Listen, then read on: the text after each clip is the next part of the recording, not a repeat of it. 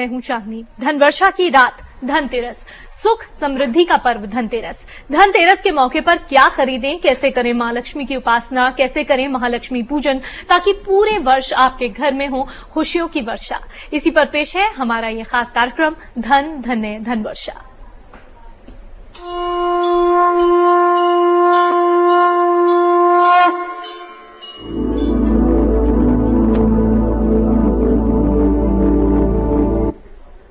और हमारे साथ मौजूद हैं धर्माचार्य विवेक मुदगल जी। आपका बहुत बहुत स्वागत है पंडित जी। नमस्कार, धन्यवाद। पंडित जी से हम बातचीत करेंगे। पंडित जी हमें बताएंगे धनतेरस को सौभाग्यशाली बनाने के अचूक उपाय, लेकिन सबसे पहले एक नजर डालते हैं धनतेरस के पौराणिक महत्व पर।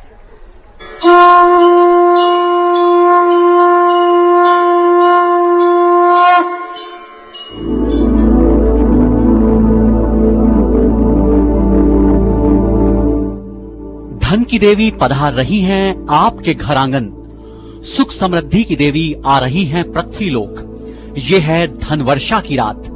कैसे दें महालक्ष्मी को निमंत्रण, कैसे करें धन देवी का अभिनंदन।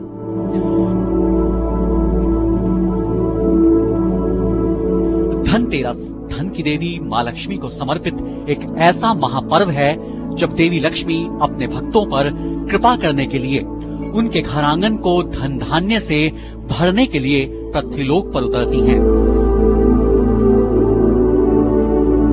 धनतेरस की रात जो भी भक्त धन देवी को आमंत्रण देता है, देवी का निवास पूरे साल अपने उसी भक्त के घर में होता है। मान्यताएं कहती हैं कि कार्तिक के महीने के कृष्ण पक्ष की त्रयोदशी का दिन सुख और समृद्धि की देवी मां लक्ष्मी का भ्रमण काल है।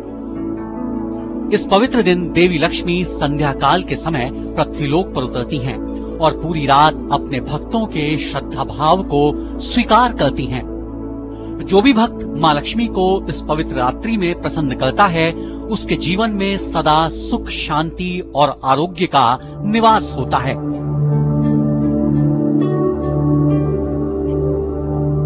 हमारे प्राचीन धर्म ग्रंथों में धन की देवी लक्ष्मी को चंचल स्वभाव का कहा गया है, जो किसी एक स्थान पर स्थायी नहीं रहती, वो हमेशा भ्रमण करती रहती हैं। लेकिन धनतेरस के पवित्र काल को ही एक ऐसा मुहूर्त माना गया है जब थोड़े से ही श्रद्धा भाव और आस्था से महालक्ष्मी को स्थायी रूप में प्राप्त किया जा सकता है। इसीलिए धनतेरस की रात मां लक्ष्मी के पूजन का विशेष महत्व है।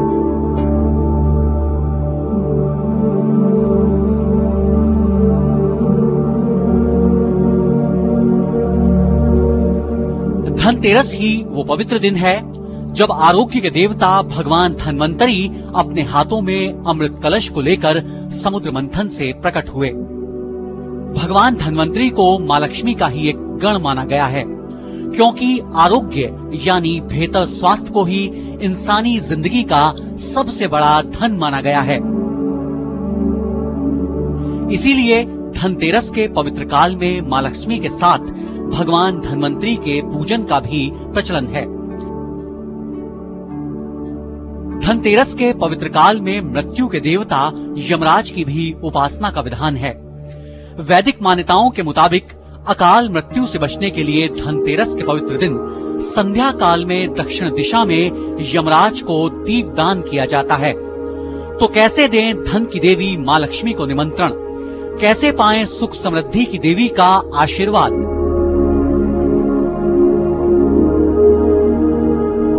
कैसे पाएं सुख समृद्धि की देवी का आशीष। क्या है विधान लक्ष्मी पूजन का। कैसे करें आरोग्य के देवता भगवान धन्वंतरी को प्रसन्न। कैसे करें मृत्यु के देवता यमराज को दीपदान। हम आपको सब कुछ बताएंगे, आप बस चलते रहिए समय के साथ। समय के लिए अनुज शर्मा।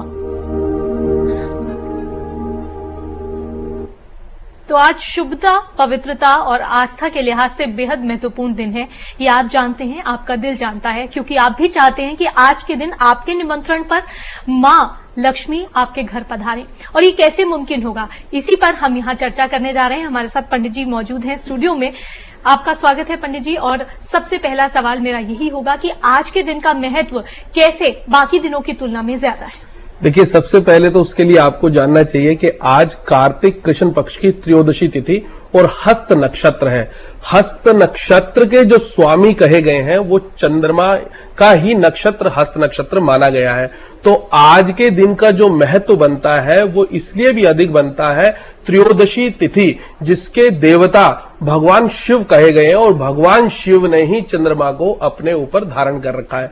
तो आज के दिन कोई भी किया गया कार्य, कोई भी किया गया पुण्य कर्म या कोई भी की गई सिद्धि के लिए या कोई भी चीज सामान अगर आप खरीद के लाते हैं तो निश्चित रूप से उसका आपको आज कई गुना फल मिलता है। इसके साथ साथ जो कार्तिक कृष्ण पक्ष की त्रयोदशी तिथि का जो महत्व शास्त्रों में बताया गया है कि आज के ही दिन समुद्र मंथन के समय भगवान विष्णु धन्वंतरी के रूप में अमृत का कलश लेके उत्पन्न हुए थे। तो अमृत का मतलब क्या हुआ? अमृत पीने से हम दीर्घायु हो जाते हैं। अमृत एक ऐसा तत्व है जिसके पीने मात्र से हमारे सब रोग, शोक, संताप, कष्ट कोसों दूर भाग जाते हैं। तो ऐसा अमृत धन्वंतरी रूप में, और धन्वंतरी को देवता या इस युग या किसी भी युग का औषधियों के देवता कहा गया है। तो औषधियों से भरा हुआ वो कलश लेके जब उत्पन्न हुए तो आज के दिन उस कलश की पूजा करने का भी विधान है। तो आज के दिन कलश का पूजन करें, उसमें जल डालकर और उसके साथ साथ उसमें कुछ औषधियां मिला लें। औषधियों के रूप में अगर आपके पास कुछ भी नहीं है तो अपने घर में हल्दी सबसे बड़ी औषधि होती है हमारे किचन में, तो वो औषधि मिला लें। उसका पूजन करने से आपके घर से रोग, संताप, कष्ट सब निश्चित रूप से खत्म होते हैं। तो चलिए, दो बहुत महत्वपूर्ण बातें हैं। न सिर्फ आप धन की देवी लक्ष्मी को प्रसन्न करने की कोशिश करेंगे ताकि आपका घर धन धान्य से भर जाए, बल्कि आरोग्य के लिए भी आज का दिन बहुत महत्वपूर्ण है। इसीलिए अपने आप को सभी प्रकार के दुखों से दूर रखने के लिए आज आप उनकी पूजा कर सकते हैं। और अब बारी आती है आज के विधान जान लेने की। तो आज के दिन आप मां को कैसे प्रसन्न करेंगे? न सिर्फ आप अपने घर को साफ सुथरा रखेंगे बल्कि किस तरह से मां को निमंत्रण देंगे, उनकी पूजा करेंगे, ये हम जान लेते हैं पंडित जी। देखिए, सबसे पहले तो जो संध्या काल है, संध्या काल मतलब सूर्य उस अस्त का समय, जिसको हमारे यहां प्रदोष काल भी कहा जाता है, दो समयों के मिलने का मिलन जो है, उस समय पर एक कलश रखें, अपना एक चौकी ले, चौकी पे लाल कपड़ा बिछाएं, उसके ऊपर 7 प्रकार का अनाज रखें। अगर अनाज नहीं है तो सिर्फ अक्षत रखते हैं। अक्षत का मतलब जिसका कभी क्षय ना हो वो अक्षत, जो टूटे हुए ना हो वो रखें। उसके ऊपर वो कलश रखें। कलश की भी कोशिश ये करनी चाहिए कि स्वर्ण का हो, स्वर्ण का ना हो सके तो चांदी का हो, तांबे का हो या पीतल का हो। स्टील का कलश नहीं होना चाहिए, लोहे, क्योंकि स्टील लोहा होती है, लोहे को हमारे यहां शुद्ध नहीं माना जाता है। इन 4 कलश को जल से भरकर उसमें हल्दी रखें, एक नारियल रखें, उसको वहां स्थापित करें। साथ में गणेश, गौरी और एक लक्ष्मी जी की तस्वीर रखें और उसके साथ साथ 5 दीपक अवश्य जलाएं। 5 दीपक जलाने का अर्थ है कि आज से जो पर्व शुरू हुआ है 5 दिन का, उसके लिए प्लस जो 5 दीपक आपने जलाने हैं वो घर के एक मंदिर के लिए, घर के पानी के लिए और एक मुख्य द्वार पर घर के बाहर दक्षिण दिशा की तरफ जलाना चाहिए, और एक पीपल के लिए जलाना चाहिए, पीपल के पेड़ के नीचे, और एक तुलसा जी के ऊपर। ये 5 दीपक अवश्य आज के दिन लक्ष्मी को प्रसन्न करने के लिए अवश्य जलाना चाहिए। जो दक्षिण में जलाया जाएगा वो यम के देवता यमराज के लिए जलाया जाता है, यानी कि अकाल मृत्यु से हमारे को मुक्ति मिले। उसके साथ साथ आज के ही दिन जलाने का क्यों विधान कहा गया है? क्योंकि जो त्रयोदशी तिथि के स्वामी या देवता कहे गए हैं वो यम कहे गए हैं, तो इसीलिए आज के दिन यम का भी दीपक जलाया जाता है। और साथ में चंद्रमा, यानी कि मन के जो कारक हैं चंद्रमा और पानी के जो कारक हैं चंद्रमा, उनके लिए पानी के ऊपर जलाने का विधान शास्त्रों में कहा गया है। बिल्कुल, ये दीपदान की जो हमने अभी बात भी सुनी थी, जिस तरह से आप बता रहे हैं कि यम को दीपदान करना होता है, क्या ये उसी से जुड़ा हुआ है जो दक्षिण में दीपक जलाने की बात? बिल्कुल उसी से ही जुड़ा हुआ है। जो यम का दीपक जलाना है, या 5 जो दिए हैं उनमें से वो एक यम के नाम का भी होता है, जो अपने घर के बाहर, मुख्य द्वार के बाहर दक्षिण दिशा की तरफ थोड़े से अक्षत रखकर अवश्य जलाना चाहिए। वो मुख्य द्वार का भी दीपक हो जाता है। और क्योंकि ये जितने भी दीपक हैं ये सरसों के तेल से होते हैं, और सरसों के तेल का दीपक जलाने से नकारात्मक जो ऊर्जा आपके घर में प्रवेश कर रही है, या नकारात्मक ऊर्जा जो आपके घर में है, उनसे आपको कष्टों से मुक्ति मिलती है और सकारात्मक ऊर्जा का प्रभाव बनता है। बिल्कुल। इसके अलावा आपने कहा कि एक दीपक जो होता है वो पानी के लिए होता है, यानी चंद्रमा के लिए, तो उस दीपक को कैसे जलाना चाहिए? क्या घर में कोई ऐसा एक बाल्टी हो या कोई ऐसा जल किसी मटके में भरकर रखा जाए? देखिए, उसका बड़ा सरल सा उपाय है कि जो दीपक आप पानी के लिए जलाना चाहते हैं वो आपके घर का जो पानी का नलके लगे हुए हैं उस नलकों के पास भी जला सकते हैं, या जो पानी आपने अपने घर में पीने के लिए भर के रखा हुआ है उसके पास भी जला सकते हैं। वो चंद्रमा का प्रतीक है और चंद्रमा का ही आज के दिन का महत्व है, इसलिए चांदी खरीदने का भी हमारे यहां महत्व बताया गया है। बिल्कुल, आपने चांदी खरीदने की बात की है और ज्यादातर हम लोग यही मानते हैं कि आज के दिन या तो चांदी खरीदी जाए या फिर कोई बर्तन खरीदा जाए। स्टील के बर्तन हम आमतौर पर खरीद लेते हैं क्योंकि हर किसी के बस में नहीं कि वो सोने चांदी के जेवर खरीदे। तो पंडित जी, क्या विधान आज के हैं और क्या क्या हमें खरीदारी करनी चाहिए, और खरीदारी ही काफी है या उसके बाद उनका पूजन भी जरूरी है? बिल्कुल, जो भी आप खरीदारी करते हैं उनके पूजन का तो विशेष महत्व है, खाली खरीद के शोरूम में सजाने का अर्थ नहीं है। खरीदारी का अर्थ है, सबसे पहले तो यह ध्यान दें कि आपको खरीदना क्या है। खरीदने का अर्थ है पहले तो हम अपनी सामर्थ्य से या जेब के हिसाब से खरीदते हैं। अगर आप कितने सामर्थ्यवान नहीं भी है तो भी छोटी से छोटी कोई चीज जो आप खरीद सकें चांदी की, वो अवश्य खरीदें।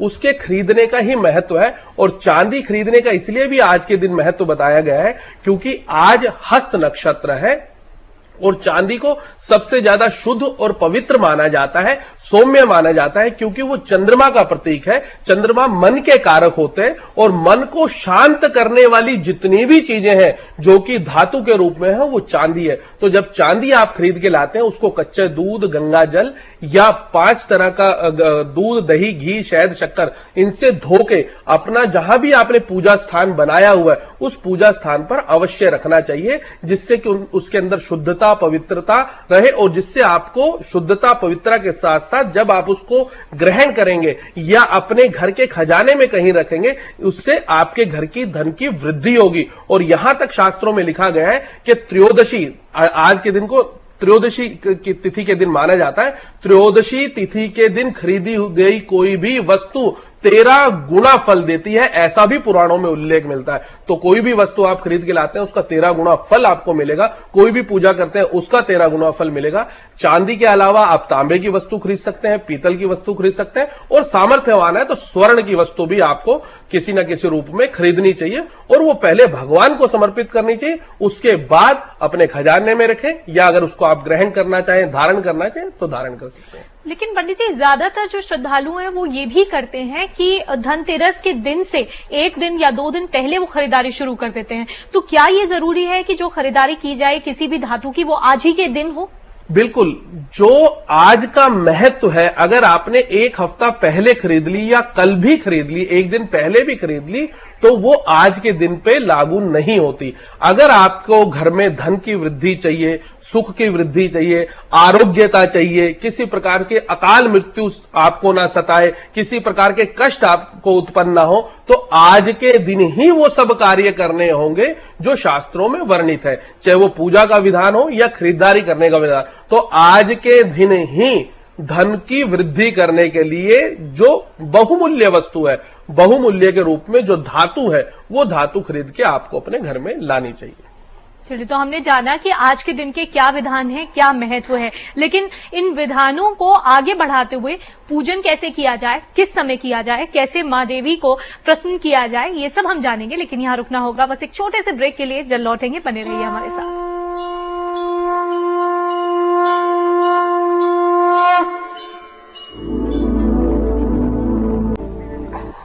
एक बार फिर से आपका स्वागत है हमारे इस खास कार्यक्रम में, धन धन्य धन वर्षा। आज धन की देवी का दिन है, धनतेरस का दिन है। आज मां को कैसे प्रसन्न किया जाए यही हम जानने की कोशिश कर रहे हैं। पंडित जी लगातार हमारे साथ स्टूडियो में बने हुए हैं। पंडित जी, अब जिस तरह आपने कहा कि हमें 5 दीपक जलाने चाहिए, अब इन 5 दीपकों का महत्व बताइए और किस किस दिशा में जलाने हैं, ये एक बार और विस्तार। देखिए, सबसे पहले तो आप ये जानकारी रखें, जब आप पूजन करने बैठते हैं प्रदोष काल में, यानी कि सूर्यास्त के बाद, उस समय पे आप एक चौकी के ऊपर, जैसा कि मैंने बताया, गणेश गौरी की तस्वीर रखें। अगर नहीं रख सकते तो सिर्फ एक कलश के रूप में, यानी कि भगवान विष्णु या धन्वंतरी के नाम से एक कलश रखें। वो कलश कोशिश करें कि तांबे का हो या पीतल का हो, उसमें जल भरें, एक नारियल रखें और थोड़ा सा हल्दी उसमें रख दें। साथ में वो जो दीपक हैं वो सरसों के तेल के अवश्य होने चाहिए, दूसरा कोई तेल ना यूज करें। सरसों के तेल के वो दीपक जलाए। तो सबसे पहला तो जो आपका मंदिर है, जहां आपने पूर्व की दिशा में, अगर आपके घर में कोई मंदिर का स्थान नहीं है तो भी पूर्व की दिशा में एक दीपक को जला दें, देवताओं के नाम का। दूसरा, घर के जल पे, तो जल आपके नलकों के द्वारा आता है तो नलके के पास जला दें, या जो आपने अपने घर में पानी भरकर रखा हुआ है उसके ऊपर जला दें। तीसरा, तुलसा जी के ऊपर जला दें। चौथा, मुख्य द्वार, घर का जो मुख्य द्वार है, मेन एंट्री है, उसके बाहर निकलकर यम के नाम का एक आपको दीपक जलाना चाहिए। थोड़े से किसी भी दीपक को जलाते समय उसके नीचे अक्षत जरूर रखने हैं, यानी कि उनको आसन जरूर देना। बिना आसन के आपको दीपक नहीं जलाना। और जो यम का दीपक आप जलाएंगे, घर के दक्षिण दिशा, जो घर के बाहर की दक्षिण दिशा पड़ती है, उस पे आपको वो दीपक जलाना है। इसका विशेष महत्व है, इसी से आपको कष्टों से मुक्ति मिलती है, अकाल मृत्यु से आप बचते हैं। और पांचवा दीपक पीपल के ऊपर जलाना चाहिए, वहां भी अक्षत रखकर पीपल के, क्योंकि हमारे यहां कहा गया है कि पीपल पर सभी देवी देवताओं का वास है और पीपल की उपासना करने का बहुत अधिक महत्व बताया गया है। उसके पीछे विज्ञान भी छुपा हुआ है। हमारे यहां कहा गया है कि पीपल में सबसे ज्यादा कॉपर मिलता है और कॉपर एक ऐसी वस्तु है जिसका पानी पीने से हमारे शरीर में अनेक प्रकार की बीमारियां दूर होती हैं, और पीपल का ही वो पेड़ है जो हमें ऑक्सीजन देता है। तो वहां पे तेल का दिया अवश्य जलाना चाहिए। तो ऐसे 5 दीपक तो अवश्य जलाने। इसके अलावा आप 108 जला सकते हैं, 1008 जला सकते हैं, वो आपकी सामर्थ्य के ऊपर है। जितना आप जलाएंगे वो दीपदान का उतना अधिक फल आपको मिलेगा। तो आप जितने मर्जी चाहें उतने दिए जला सकते हैं, अपने घर को रोशन कर सकते हैं, लेकिन ये 5 दिए ये जलाना अनिवार्य है। और किस तरह जलाने हमने जाना, लेकिन ये दीपक जलाने वाली बात पर हम अभी चर्चा कर रहे थे कि आमतौर पर फ्लैट्स में लोग रहते हैं और उन लोगों के लिए काफी मुश्किल हो जाती है कि घर के दक्षिण दिशा में, घर के बाहर जाके दीपक जलाया जाए। तो इसमें जो कंफ्यूजन है उसको थोड़ा क्लियर करें। देखिए, आप किसी भी फ्लोर पे अगर रहते हैं तो चारों दिशाएं तो आपको उस फ्लोर पे भी मिलती हैं, क्योंकि दक्षिण दिशा पे जो दीपक आपने रखना है वो यम के लिए रखना है। यम जो मृत्यु के देवता है, तो अगर घर के अंदर अगर आप जलाएंगे तो आपने मृत्यु के देवता को घर में स्थान दे दिया। तो हमें घर में स्थान मृत्यु के देवता को कदापि नहीं देना है, क्योंकि मृत्यु किसी को भी प्रिय नहीं है। ये बिल्कुल सत्य है कि मृत्यु सबकी आनी है, परंतु गृहस्थी को मृत्यु से दूर रहना है। उसी की शांति के लिए अकाल मृत्यु हमें ना आए, हमारे परिवार में किसी प्रकार का कष्ट ना आए, तो घर के बाहर निकलकर जो आपकी दक्षिण दिशा बनती है, तो दक्षिण दिशा बनेगी अवश्य, वो आपको देखना पड़ेगा कि दक्षिण दिशा आपके घर की बनती कौन सी है। वो उसी दिशा में आपको थोड़े से अक्षत रख के उसके ऊपर वो सरसों के तेल का दिया दीपक जला देना चाहिए। बिल्कुल, तो हमने जाना कि किस तरीके से ये 5 दीपक जो हैं ये हमें जलाने हैं, बहुत जरूरी हैं। और शाम के वक्त यानी प्रदोष काल में हमें पूजा करनी है, सूर्यास्त के बाद कैसे पूजा करनी है भी हम जान चुके हैं। लेकिन क्या कुछ ऐसे बीज मंत्र भी हैं, ऐसे कुछ महामंत्र भी हैं जो पढ़ने जरूरी हो जाते हैं और जिनसे आपकी पूजा और अच्छी हो सकती है और संतोषजनक हो सकती है? बिल्कुल, मंत्र तो अनेक प्रकार के शास्त्रों में बताए गए हैं, परंतु ऐसे मंत्र आपको बोलने चाहिए समाज में जो पुराणों के मंत्र हैं। पुराणों के मंत्र बोलने से अगर कोई अशुद्धि भी होती है तो भी उसका बुरा परिणाम हमें नहीं मिलता। जो वैदिक मंत्र हैं, जिसको वेदों के मंत्र कहा जाता है, और आजकल वेदों के मंत्र का कुछ ज्यादा ही प्रचार प्रसार है, पर उसमें कहा गया है कि अगर वेदों के मंत्र को बोलते हुए अगर आपने अशुद्धि कर दी तो उसके परिणाम भी आपको बुरे भुगतने पड़ते हैं।